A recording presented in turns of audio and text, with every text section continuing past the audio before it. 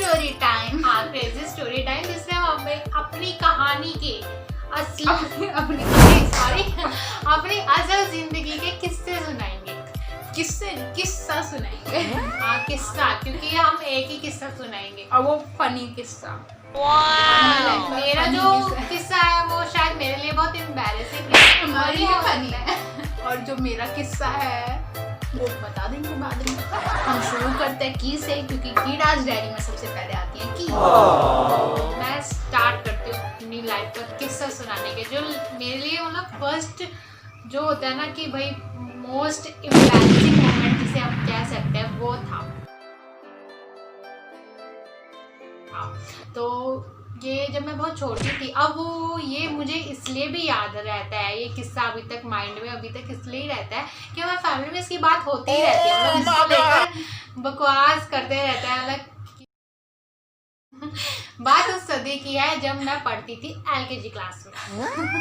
छोटी सी इतनी छोटी सी तो नहीं थी, बट हाँ छोटी थी। तो मैं LKG क्लास में थी, तो मतलब मैं ठहरी बहुत ही डिसिप्लिन वाली मैम की फेवरेट स्टूडेंट। तो हमें होमवर्क मिला था,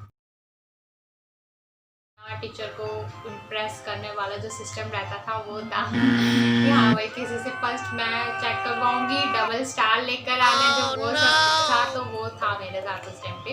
तो हुआ यूँ कि भाई अब मैंने आके घर वालों ने डायरी देखी अपनी, तो जब डायरी देखी तो ठीक है, अच्छा ये है। घर वालों ने बोला अच्छा ये दिया है मैम ने, ठीक है करवाते हैं। बट घर वालों को भी थोड़ा शॉकिंग लगा। एक तो ये था कि मैं पहली बच्ची थी, तो पेरेंट्स के लिए थोड़ा वो होता है कि भाई कुछ नई चीज़ें, और स्कूल भी उनके टाइम पे स्कूल जो स्टडीज़ वगैरह थी चेंज थी, अब हमारे टाइम पे अलग है। तो हुआ यूँ कि अब भाई उन्होंने देखा कि ये, उनको थोड़ा शॉकिंग लगा कि उन्होंने देखा कि अच्छा, बट भाई घर वाले भी हम भाई हमारे बच्चे को जब स्कूल भेज रहे हैं तो पूरा वो करवा के ठीक है। मम्मी अलग प्रिपरेशन करने लगे, पापा अपना सब जो भी था सामान लेकर आने का बाहर से। मेरा ये था नहीं, मैम देखकर बिल्कुल इम्प्रेस हो जाएंगे और सब बच्चों में अच्छा मेरा ही होगा। घर वालों ने भी चढ़ा दिया, हाँ, क्योंकि उनको भी ये लगा था और कभी ऐसा हुआ नहीं था कि मेरा होमवर्क बेकार जाए। तो फिर गई मैं स्कूल में, अब असेंबली हुई, मुझे बड़ा वो था कि अरे यार एक्साइटमेंट का कीड़ा इनके था कि भाई आज तो अब गए। तो भाई मैम अटेंडेंस लेना स्टार्ट कर दी। जब असेंबली कंप्लीट हुई तो अब अटेंडेंस स्टार्ट हो गई। तो फिर बताती हूँ, अटेंडेंस के साथ ही मतलब ऐसा था कि रोल नंबर वाइज वो बुला रहे थे और होमवर्क ले रहे थे। और इनका ये था कि जब इनका स्टार्टिंग में रोल नंबर आता, भाई इतनी इंटेलिजेंट हुआ करती थी ना ये अपने टाइम पे, ये हमेशा ही हुआ करती थी। तो हाँ, इनका स्टार्टिंग में रोल नंबर था, आई गेस 3 या 4 कुछ ऐसा ही रोल नंबर था। और पे एग्जैक्ट तो याद जैसे ही इनका नाम बुलाया गया ना, ये जिस तरीके से इतने एक्साइटमेंट के साथ उठकर गई है ना अपना होमवर्क लेके, तो क्या हुआ तो मतलब अब मैंने मैम को सबमिट किया, तो मैम देखी, बेटा ये क्या है? मैम आपने होमवर्क। अरे फिर सब बच्चे और मैम इतनी जोर से हंसने लगे, इतने जोर से हंसने लगे ना, बस कि मुझे बताने में भी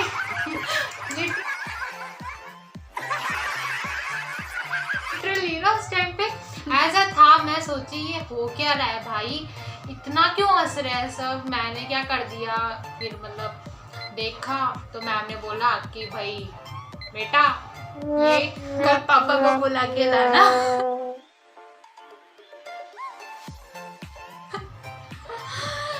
पापा को तो मैम ने बता दिया था। तो फिर बोला कि मैम हंसने लगे। फिर मैम ने बोला कि बेटा ये मैंने आपको बोला था फ्रूट चाट बनाने के लिए, और मैं लिटरली जो फ्रूट चाट खाने वाला होता है वो बना के लेके चले गई थी।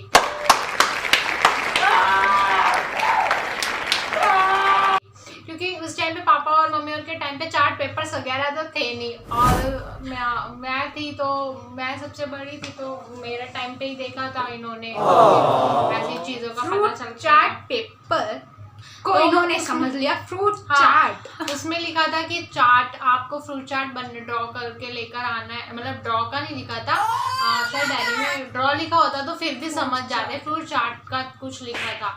तो फिर इसी वजह से घर वालों ने फ्रूट चाट बना के दे दिया। और भाई इधर सुबह मम्मी केले और वो सब मम्मी ने मतलब इतना अच्छे से फ्रूट चाट, और मतलब उसकी सीजनिंग वगैरह भी इतने अच्छे से की थी, but No, God, please, no, no, no. वो था कि फिर मैं अपने पापा को बोला और मैं घर पे आके जो इतना रोई आप लोगों ने मेरा फ्रूट चाट मैंने फ्रूट चाट, ओ भगवान सच्ची में मतलब था कि क्या है। तो ये मेरे लिए मेरी लाइफ का मोस्ट एम्बैरेसिंग मोमेंट है। तो अब इनका किस्सा तो सुन लिया, अब बाकी है मेरे किस्से की। तो मेरा किस्सा सदियों पुराना नहीं है, बस अभी कुछ सालों पुराना ही है। तो ये बात उस जमाने की है जब मैं कॉलेज में पढ़ा करती थी। भाई अभी जमाने नहीं बीते, तू अभी पास आउट हुई है कॉलेज से। हाँ, तो अभी 1 साल हो गया। तो कॉलेज में तो क्या होता है, जब आप कॉलेज में मेट्रो से जा रहे हो 1 घंटा और 1 घंटे से ज़्यादा टाइम लेते हुए जब आप डेली अप डाउन कर रहे हो, तो और जब आप अकेले हो मेनली, तो आपको क्या चाहिए, बुक्स चाहिए रीडिंग के लिए, आपके हेडफोन चाहिए सॉन्ग सुनने के लिए। तो ये सब चीज़ें बहुत ज़रूरी हो जाती है। उस दिन जब मैं घर से कॉलेज जा रही थी तो मैंने अपने हेडफोन लगाए हुए थे और खूब मज़े से जाने लगी। और उस दिन क्या हुआ, उस दिन ऐसा होता था जब भी मैं अपने कॉलेज वाले जो मेट्रो स्टेशन था वहाँ से एग्जिट करती थी ना, तो अपने हेडफोन्स अपने बैग में डाल दिया करती थी। उस दिन है ना, मैं उनको कॉलेज के अंदर क्लास तक लेके गई हूँ और उसके बाद में लेक्चर भी अटेंड कर लिया है मैंने, सब कुछ हो गया। और इस तरीके से मॉर्निंग से हो गया इवनिंग हो गया है और वापस घर जाने की बारी आ गई है। और घर जाने के लिए क्या, वापस से मेट्रो ही लेनी पड़ेगी आपको। जब आपने मेट्रो ले ली तो उस दिन मेरे को मेरे हेडफोन्स की याद आई। क्यों? क्योंकि जाते टाइम क्या होता था, मेरी बेस्ट फ्रेंड जो कि मेरी मेट्रो पार्टनर है 4 सालों में, तो हम दोनों हमेशा साथ ही जाते थे। पर उस दिन वो भी मेरे साथ नहीं थी, शायद वो एब्सेंट थी उस दिन, वो भी नहीं थी। तो इसलिए हेडफोन, मुझे मेरे हेडफोन्स की याद आई और मैंने देखा, बैग में ढूंढना शुरू किया मेरे हेडफोन्स कहाँ हैं। सबसे पहले जो हमारा ईयरफोन का केस कवर होता है उसमें ढूंढा, उसमें नहीं मिला, मेरे को बिल्कुल भी नहीं मिल रहे थे। और मुझे समझ नहीं आ रहा मैं क्या करूँ। मैंने बैग के हर एक जिप खोल के देख लिया और ऐसे टाइम पे तो और ये हो जाता है मतलब यार क्या ही हो गया। तो मतलब नहीं मिला कुछ भी। तो अब मेरे अंदर आ गई टेंशन। मैंने कर दिए सबको मैसेज, किसी के पास मेरा ईयरफोन है, किसी के पास मेरा ईयरफोन है, किसी के पास मेरा ईयरफोन है। हर जगह से नो रिप्लाई आ रहा था। मुझे कुछ समझ नहीं आ रहा था कि हुआ क्या। अब वो स्टेशन आ गया था जो टर्मिनेटिंग स्टेशन होता है, जो जहाँ से ट्रेन लेकर दूसरी मेट्रो चेंज करके मुझे जाना था। अब उस मेट्रो में मैं जैसे ही बैठी ना, तो मुझे कुछ अलग लगा मेरे बैग में। जैसे किसी ने छेड़छाड़ की है मेरे बैग के साथ। एक हो जाता है ना आपके अंदर, एक स्ट्रॉन्ग फीलिंग आ जाती है, लाइक आपने बैग को किस तरीके से जिप किया था और वो कैसे है अलग ही वे में। और हाँ मतलब पता चल जाता है, फील हो जाता है कि भाई हमारे सामान के साथ कुछ छेड़छाड़ हुई है, ऐसा तो नहीं था या फिर जो भी है। तो वो हजम नहीं हो रहा था। तो मैंने क्या किया, अपना वापस से बैग खोला और उसमें चीज़ें ढूंढना शुरू कर दी। अब उसमें ईयरफोन का एक अलग से टेंशन तो थी, दूसरी टेंशन आ गई कि मेरा एक पाउच मिसिंग था उसमें। वो पाउच अच्छा खासा हट्टा कट्टा था, हट्टा कट्टा बहुत पफी और मोटा सा था भाई। भाई की जेब कट गई, आई एम सॉरी। अब लड़की को समझ भाई। दूसरी टेंशन कि लाइक नहीं, कहने उस को टाइम मेरे टाइम में फर्स्ट टाइम वो एक्सपीरियंस था कि मेरा कुछ चोरी हुआ है और मुझे पता भी उस नहीं टाइम चला। पे इंसिडेंट्स मेट्रो में बहुत सारे लोगों के साथ हो भी रहे थे। हाँ। नॉर्मल लेडीज कोच में भी इतना ज्यादा था, कोई वो जनरल कोच में तो अपन सोच लेते, बट लेडीज कोच में भी स्टार्ट हो गया था उस टाइम पे। तो मतलब ऐसा ही कुछ था। तो अब मैं घर पहुंचती हूँ और घर पहुंचकर भी मैंने अपनी फैमिली में ये बात बोला, तो मेरी फैमिली की मैंने एक्सपेक्ट किया था कि वो ये रिएक्शन, पर उनका रिएक्शन था ये।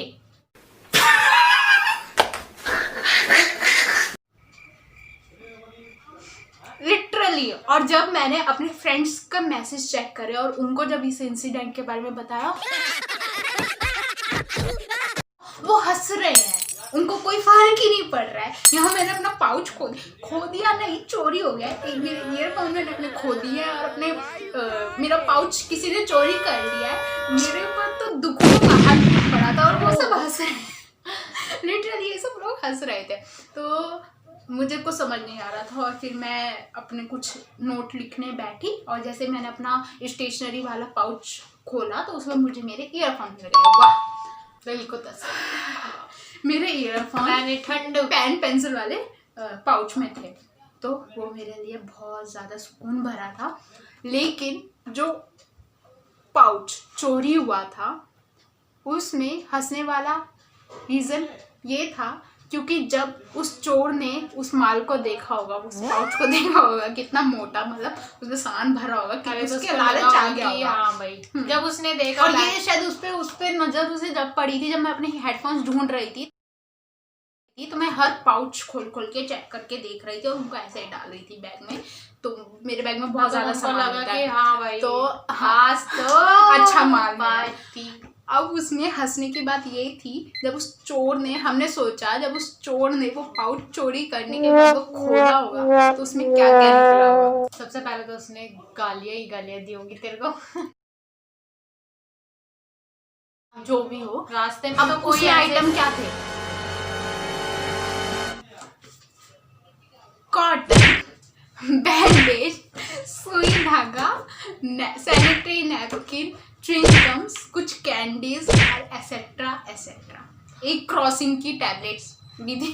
सरदर्द की कहानी बेचारी करे तो क्या करे। वो इसको इतनी गालियां पड़ी होंगी, इसको इतनी गालियां दी होंगी, इतनी गालियां दी होंगी, इसकी कोई खबर नहीं है। वो इंसिडेंट मेरे लिए बहुत शॉकिंग और भी हम था लोग क्योंकि तो जब मैंने यार अपना पाउच खो दिया, जब मुझे पता चला कि मेरी बैग में से चोरी हो गई, तो उस दिन मैंने अपने बैग को ना इतना गंदी तरीके से हक कर रखा था। लोग भी देख रहे होंगे कि क्या करके, मतलब कैसे जा रही है। पूरा बैग को ऐसे हक करके मैं पूरा घर तक लेके रोते रोते नहीं, रोई तो नहीं थी।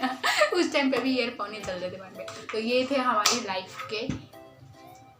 लाइफ का एक एक किस्सा। अगर आपको और भी ऐसे किस्से सुनने हैं, क्योंकि मैंने में बहुत ही किस्से, ये था इसकी लाइफ का ऐसा किस्सा जिसमें इसको इतनी गालियां पड़ी होंगी, इतनी गालियां पड़ी होंगी, इतनी गालियां पड़ी होंगी, बेचारे छोड़ने के लिए गया होगा।